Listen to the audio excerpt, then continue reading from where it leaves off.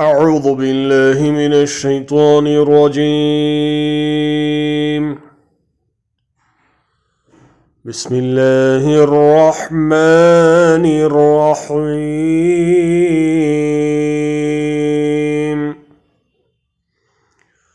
وما منعهم أن تقبل منهم نفقاتهم إلا أنهم كفروا بالله وبرسوله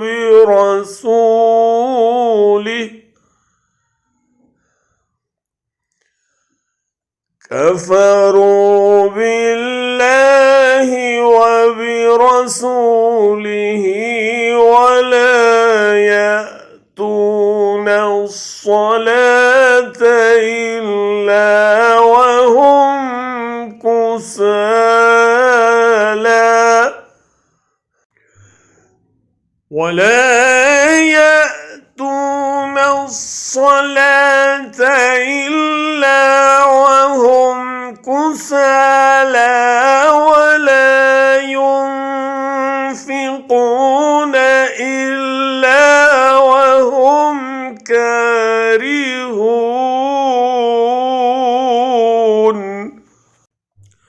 उनके दिए हुए माल कबूल ना होने की वजह इसके सिवा नहीं है कि उन्होंने अल्लाह और उसके रसूल से कुफ्र किया है।